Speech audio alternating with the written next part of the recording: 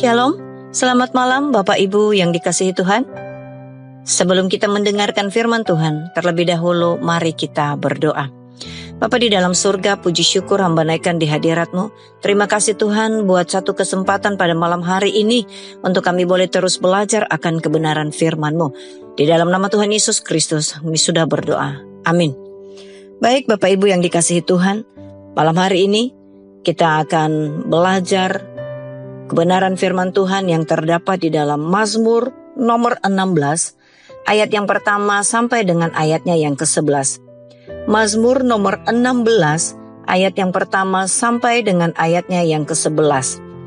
Pada malam hari ini, tema renungan kita yaitu sukacita di dalam Tuhan.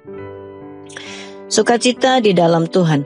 Bapak Ibu, mari kita melihat di ayatnya yang ke-11 di sana dikatakan, Engkau memberitahukan kepadaku jalan kehidupan, di hadapanmu ada sukacita berlimpah-limpah, di tangan kananmu ada nikmat senantiasa. Jika kita ditanya momen apa yang paling membuat kita bersukacita, pasti ada berbagai alasan seseorang mengalami sukacita di dalam hidupnya. Seseorang itu bersukacita bisa saja karena ia merayakan ulang tahun, mendapat nilai bagus di sekolah, menikah dengan pasangan yang dicintai, lulus kuliah dengan nilai yang memuaskan, sembuh dari sakit penyakit, naik jabatan, dan sebagainya. Ini semua adalah alasan kita untuk bersukacita. Seorang atlet mengalami sukacita yang luar biasa ketika ia mampu meraih medali emas dalam suatu kejuaraan. Seorang petani bersukacita tatkala musim panen yang ditunggu-tunggu itu tiba, sehingga semua rasa lelah dan capek pun terobati, dan bersukacita dengan hasil yang diterima sang petani. Namun Bapak Ibu, berapa lama sukacita itu akan bertahan? Kita harus ingat bahwa sukacita yang ditawarkan oleh dunia ini sifatnya hanya sementara, tidak akan bertahan lama. Pasti kita akan bertanya, lalu di manakah kita menemukan sukacita yang sejati dan berlimpah-limpah itu? Sukacita yang melimpah dan yang tak lekang oleh waktu, itu hanya akan kita temukan di dalam Tuhan. Di dalam Tuhan itu sendiri. Sukacita yang dari Tuhan tidak bergantung pada situasi dan kondisi yang ada di sekitar kita.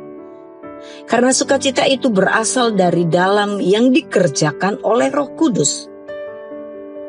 Jika kita harus dapat mengerti dan memahami bahwa kita mendapatkan sukacita yang melimpah dalam Tuhan itu oleh karena adanya Roh Kudus di dalam diri kita. Itulah sebabnya Rasul Paulus menasihati kita di dalam suratnya. Dalam Filipi pasal 4 ayat 4 katakan, bersukacitalah senantiasa dalam Tuhan. Sekali lagi kukatakan bersukacitalah. Mungkin kita berkata, ini mah teorinya gampang. Nah, prakteknya? Bagaimana bisa bersukacita jika kita sedang dalam masalah? Sedang dalam sakit? Sedang dalam masalah dan sebagainya? Rasul Paulus menulis surat himbauan ini kepada jemaat di Filipi. Posisinya bukan dalam keadaan sedang bersukacita Bapak Ibu.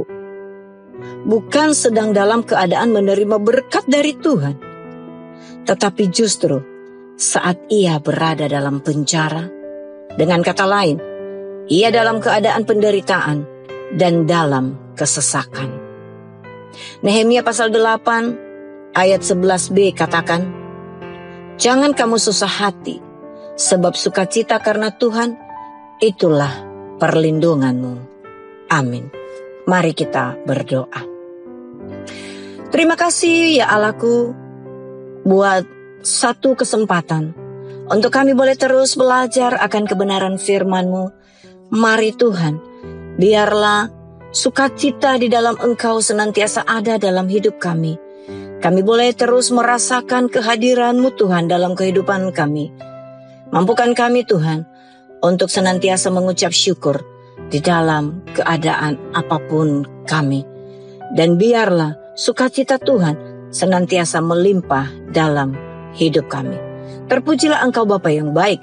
Di dalam nama Tuhan Yesus Kristus kami sudah berdoa dan mengucap syukur. Amin.